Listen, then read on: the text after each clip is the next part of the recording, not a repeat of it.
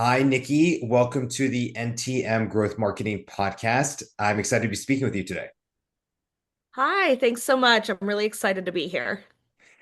Well, as a fellow Pittsburgher, I'm excited for this conversation. And tell us, Nikki, a little bit about your organization. What is your role at the company?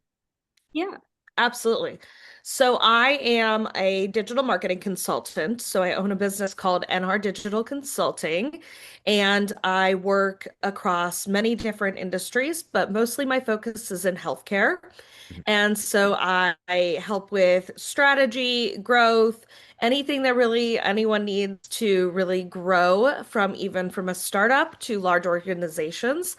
And yeah, I also run a podcast called Talk Digital to Me, and I'm a LinkedIn content creator. Tell me a little bit about how and why you got started in healthcare as your niche of expertise. Yeah, so I fell into it accidentally by working at the University of Pittsburgh Medical Center, UPMC here in Pittsburgh, and just fell in love with the fact that it's my way of making a difference. Everyone in my family is in healthcare with nursing, and I just that wasn't my skill set, wasn't my passion. This is kind of my way of helping. And I've kind of been everywhere. I worked at UPMC on the brand side at hospital systems. Then I went down to Austin and I was in laboratory diagnostics. I worked in the payer side at Sedera. And then I ended up just working for different clients across clinics, women's health, and hospital systems in between there.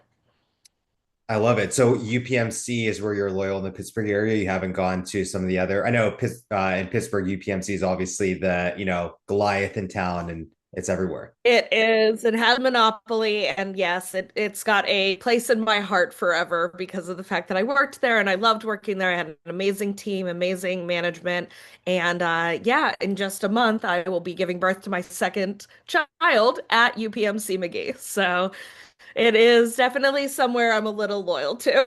I hear that. Well, early congratulations on that as well. Thank So, in terms of marketing strategies that you've been working on in the healthcare space, can you tell us a little bit of what you've seen has been working in the course of 2025? Yeah, so I mean, right now, content is king as always. Video is where everything's at. As a LinkedIn content creator, that is really where I've been seeing a lot of shine in just having people really represent their personal brands. So, employee generated content, so EGC is a big thing right Mhm. now. And really, where it is just having people represent the companies from their own perspectives. So people trust people more than they trust just a PR release or Mhm. a brand coming out and saying things. We really want to hear from people who work there, people who've had experiences, the fact that I'm loyal to UPMC, and they want to hear from real world examples. So I think that in the change of just the fact that we get a lot of our information from social, you're scrolling through TikTok all day.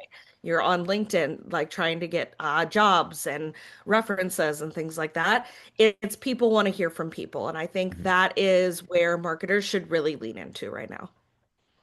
So I personally have had a lot of pushback from companies to generate that employee content for a variety of reasons. I'd love to hear from your experience what has been effective to actually get the employees to want to participate in something like that.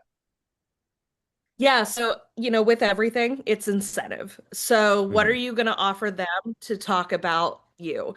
And it's also an understanding of what this benefits them. So teaching them a lot about like bringing someone like myself in to talk about why personal branding is so important and why they should be out on LinkedIn and doing things like that. But how it's a mutually beneficial conversation.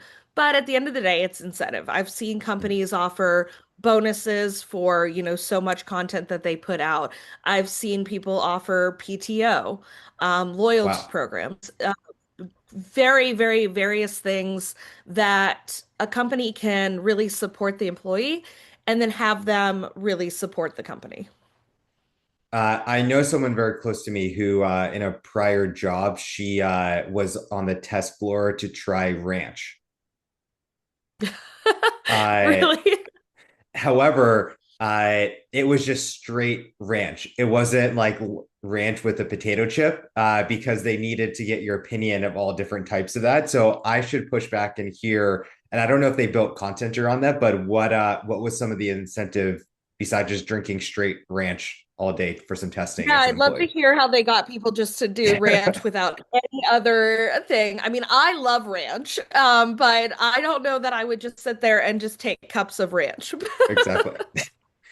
So, in terms of marketing and something innovative you feel like you're doing in your marketing campaigns, what is just something you feel like Nikki brings innovative to the marketing industry? Yeah, I think, besides from healthcare, I've been across multiple industries. I was a director of marketing for Forbes for about 3 years in media. I've worked in finance. I've worked from startups all the way to large corporations. And so I have seen everything that works across from small teams with no budget to Mhm. large teams with a huge budget. And that perspective really brings a lot. And then, of course, in 2025, you can't go on a podcast without talking about AI. For And sure. so I really was an early adopter to a lot of tech. From the start of my career to now, I really try to keep up with what is new, what's innovative. I don't really fight back on change. And I bring that to the table where I'm like, how can we incorporate this new change into my strategies? And how can we use it to our advantage? Are your clients as receptive to the idea of using new technology, or is that a learning curve? I've actually found more often than not, they are very receptive to it. You'll always have places that'll do a pushback, but I'm very lucky in the fact that a lot of people I work with and a lot of companies I work with are very willing to hear me out on like, okay, how can we implement AI? And it's such a buzzword right now that people are Mhm. interested in things like that.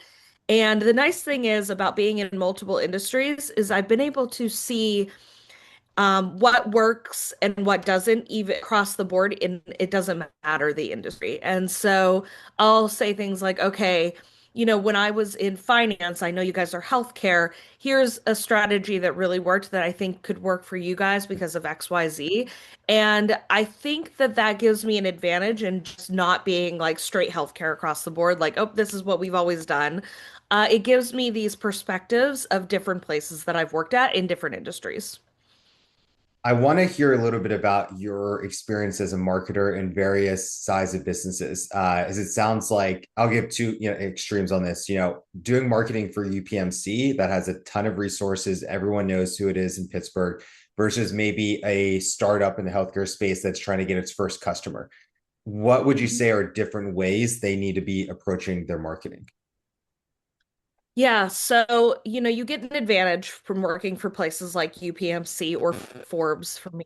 You have the name recognition. It makes your job, you are starting at the starting line 5 steps ahead of everyone else. You don't have to do an education, do a whole thing. So you're starting there and you need to recognize that you don't have to put in this effort to say, hey, we're Forbes and Forbes is a media company. We do all that. They're like, yeah, we know. Like, okay, get to the point of what you're trying to do, sue me or do. When it comes to working at the smaller places, it's education. And that's what I try to tell my clients is you need to let them know who you are and what you stand for before you even get to the point of telling them what you're trying to get them to do.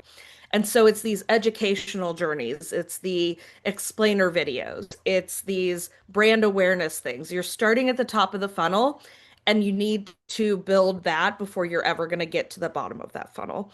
There's just different ways to do that. What I'm hearing too is stop confusing marketing and sales. Yeah, I mean that is definitely something that you're gonna face in every single situation from big to small. They think sales needs to do marketing and marketing needs to do sales, and they really are two entities that Mhm. work really hand in hand together, but they both have their own purposes and they need to Right. stay separate. Right. I want to go back into AI and technology, and you shared how you've been an early adapter of a lot of technology over your career. Can you get a little more specific as to how AI has impacted your role as a marketer, whether marketing exactly or just in business as a whole, how has AI been impacting you? Yeah, I think that there's benefits and negatives to everything. One of the best things that AI has done is it makes my job a lot faster and easier. It organizes my thoughts a lot quicker. I can plug in a lot of things like AI note takers, huge. I'm on a call and I'm listening and trying to like before I'm writing down all these notes, okay, I got to remember this. Okay, this person said this. It's really nice to be fully focused into a call Mhm. because I know my AI note taker is taking everything that I can go recap later. That's an amazing thing. In a negative, I've seen people hit generate AI ads on Facebook that are just awful. And Terrible. so I Yeah. think that giving up a lot of that creative freedom to AI is not great, especially where we are with AI right now. I've seen some very terrible ads. So you have to find this balance of AI should be a tool, not a replacement. What AI tools do you use on a regular basis? And that could be anything from just a simple LLM or maybe a standalone software that you fall in love with that's made your job a lot more effective. Yeah, I mean, my AI note taker, I use Otter AI. That's a big one. Nice. Magic Post, I'm a strategic advisor for Magic Post, which is a LinkedIn tool, which I use for a lot of my clients. And then ChatGPT. One of the best things that I do when I take on a new client is I build a ChatGPT dedicated to that client. I I love upload it. as much information that is not, gonna do any Proprietary. like, Yeah. yeah, but I upload all this information about them and then I use that specific GPT to only do work for that client. Mhm. I love that. That's what I tell my team of our intake form process that gets spun right into, your specific message thread. We use Gemini a lot just because we pay so much for the Google Workspace and that's complimentary for it. So, have you experimented a little bit with Gemini or is ChatGPT definitely your go-to? It's my and ChatGPT is my go-to, but I've experimented with Gemini, Claude. I've, looked at different AIs. I like to try to kind of see which one. I go back to ChatGPT every Yeah. time. But I see the benefit and everything. But it's one of those things that's kind of like, oh, I buy a Ford. I buy this. Like Right. you go back to your same thing that has just been reliable for you. Right. I'm a Toyota Corolla type of man. Yep. It's like I'm a Honda girl and I've been Nice. bought Honda forever. And so it's like, but my husband drives a Kia. We each have our preferences, and that's how I feel about AI. So to wrap us up, Nikki, can you share best ways to follow up with you, whether to listen to your podcast, learn more about your marketing services? Would love to share with the audience of how they can follow up with you. Yeah, you can find me on LinkedIn. I'm there every day. I answer all my DMs. I am posting every single day, insights, humor, all kinds of things. And you can visit me at nrdigitalconsulting.com. And if you are looking for services, you can find me there. But slide into my DMs on LinkedIn. I'm there all the time. Perfect. Thank you, Nikki. Thank you. Before we jump into our next guest, we want to take a moment to tell you about our marketing mastermind cohort. No typical marketers. If you are a marketing executive looking to connect with like-minded professionals, this is the space for you. It's more than just a Discord group. It's your exclusive ticket to monthly roundtable meetings where we have group discussions about advanced marketing strategies, share insights, and solve real world challenges like implementing AI agents into your marketing. Membership is exclusive and by application only. If you're ready to take your marketing game to the next level, apply now using the link in the description below. We can't wait to see you there. Now, back to the episode. Hi, Alison. Welcome to the NTM Growth Marketing Podcast. I am excited to be speaking with you today. Thank you, Andrew. I'm excited to be speaking with you. Allison, let's dive in and hear a little bit more about your organization. What is your role at the company? Sure. So I built and run a company called Recruiting Innovation, and it's an online professional development platform that specifically helps to upskill and enable professionals to be technical recruiters and be confident and able to recruit for anyone on the software development lifecycle. What influenced you to get into this type of work? Well, I spent my first 15 years of my career as a recruiter and kind of bumped into the walls of growth through that role. I then pivoted into UX and took my people skills into the UX space, got a UX certificate, was a UX researcher. And then I quickly realized that the tool that exists in user experience design to systematize talking to end users, getting their stories, and then translating those stories back to the product team to make informed product decisions, I had the aha moment of like, what if I could bring this toolkit back to recruiting and use it to teach them how to interview and qualify technical talent using that same methodology. And once I had the aha moment, I looked into the market to see who was solving for the known problem that recruiters are not technical people and it causes drag in the hiring process. Realized no one's solving for this problem that's endemic to the industry. And I had my own sort of, if not now, when, if not me, who moment. And so 1 year into the UX job, I took the leap into entrepreneurship, and that was 9 years ago this month. And Congratulations. so yeah, it's been really exciting and fun and exhausting, as anyone who's built a company knows, but very satisfying. Yeah. So in building the business, being the CEO, I'm sure you've had many roles over the years. I'm sure at one point in time, marketing, maybe you were the one doing it, or maybe just influencing the marketing strategy has been part of your job description.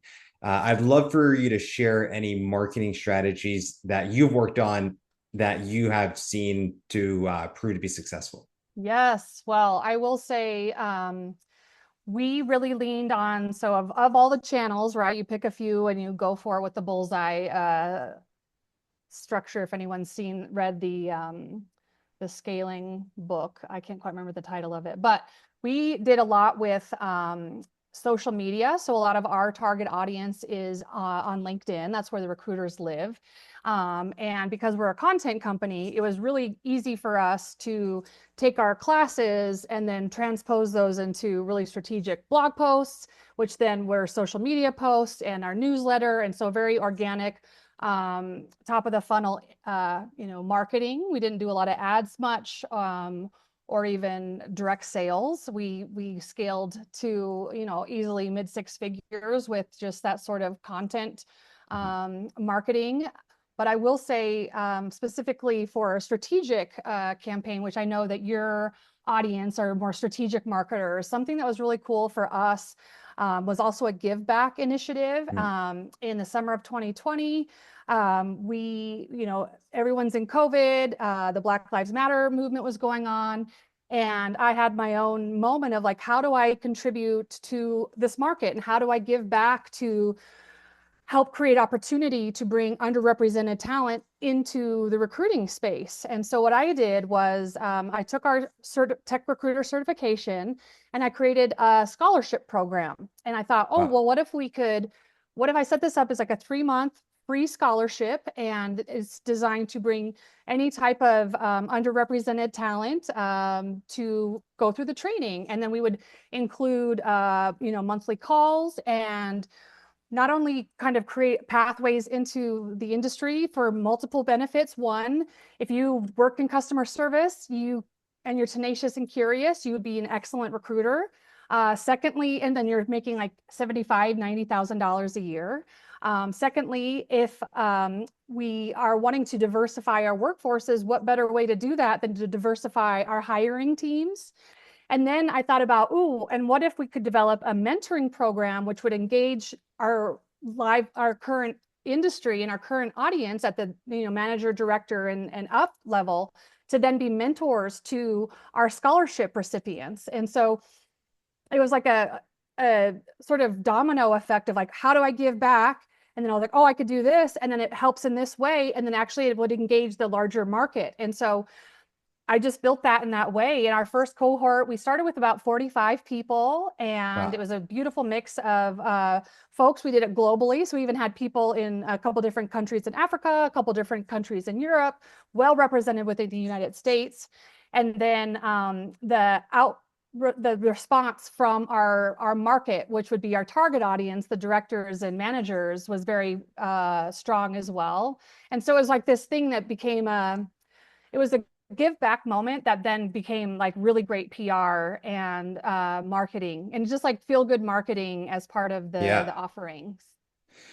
So that's a great example of something innovative that you have done in the marketing space. Tell us a little bit more about what do you think is something else innovative that you bring to the table?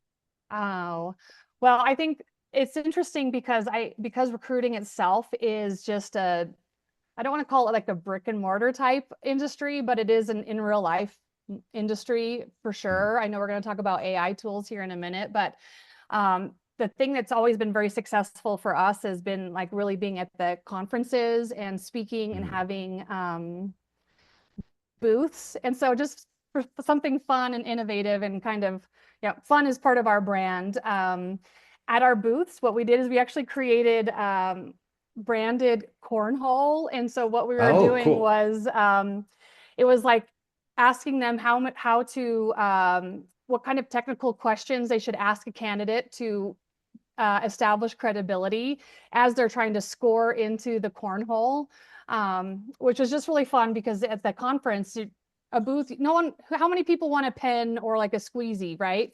Versus like having something like For sure. cornhole and interactive like that. It just really helped people come to our booth and stay and chat and then be like, what are you doing? And, just engage them as more of an experiential marketer at a conference. Yeah, I was at a event last night and I there was a trade booth and they wanted to give me a hat Oh and I had man. to tell them I was trying to be nice. I was telling them I know this is a nice gesture. This is also going to end up in the trash in probably 24 hours. Not to anything wrong with you all. I just have so many hats, blah, blah, blah. But I think that's a great example of how you're actually giving someone an experience that they're going to remember. Or maybe even if you give them an object, it's not just, one of 50 hats that they receive that mean nothing to them and end up in the trash anyways. Right. And like who really wants to like be a billboard for a brand Right. that and I even feel that way about brand shirts. It's like make the shirt cool and then just have your company name on the side. Like anytime I get a shirt with just the company name, I'm like, here's a good workout Mm. shirt because. I got a good idea from someone a few years ago, a mentor of mine. You know how people give out pens all the time, maybe as holiday cards, but it's their logo on it. If you got a custom pen with their name, their title, their company on it, they're going to keep that pen for years. And then every single time they look at it, they're going to think of you.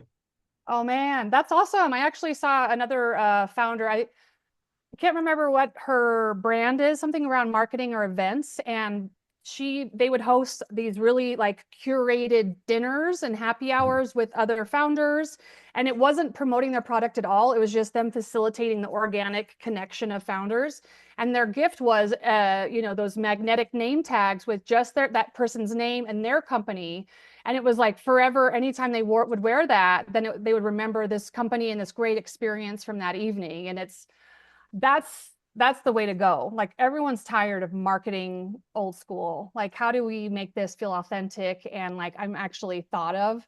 Mhm. Which side note, that's part of our training to our recruiters is like nobody wants a templated, I saw your profile on LinkedIn. It's like, how Right. do you write a message that makes them feel seen and that you actually tie the connection of their experience to the offering of the Mhm. job, right? Or in the marketing space, like tie their value as a leader to what you can support them Mhm. as within your own company. Yeah.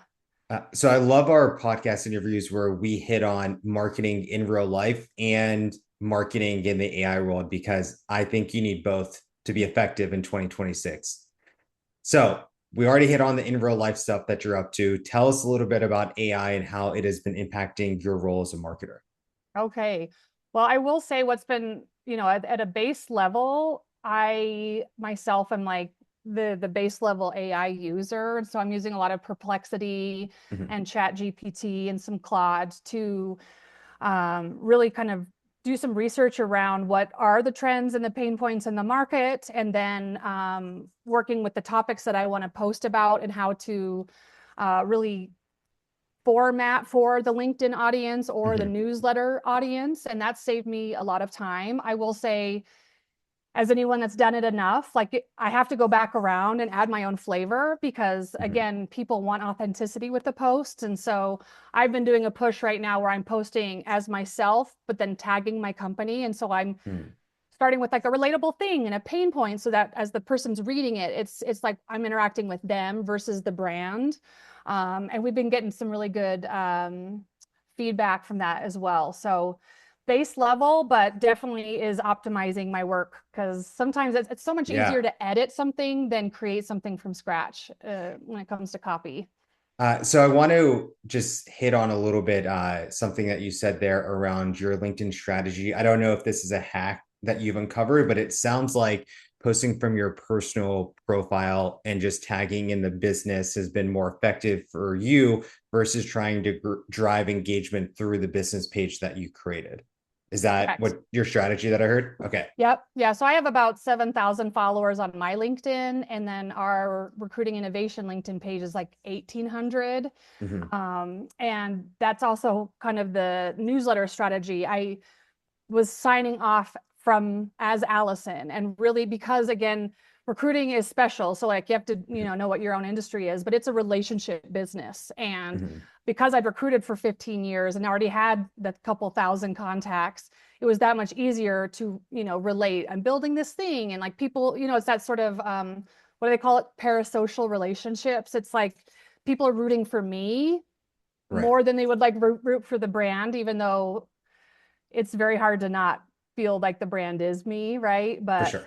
it's, it's very unique for us. But it's definitely worked. People respond to people more than at least at our size, the brand. So, Alison, if someone wants to follow up with you, learn more about you, your organization, can you share links, social media handles, email? What's the best way to learn more? Sure. I mean, I'm on LinkedIn every day. You can find me at Alison L Daley, Daley. There's an Alison Daley, but you need the L in the URL, excuse Okay. me, to find me. That's my primary spot right now.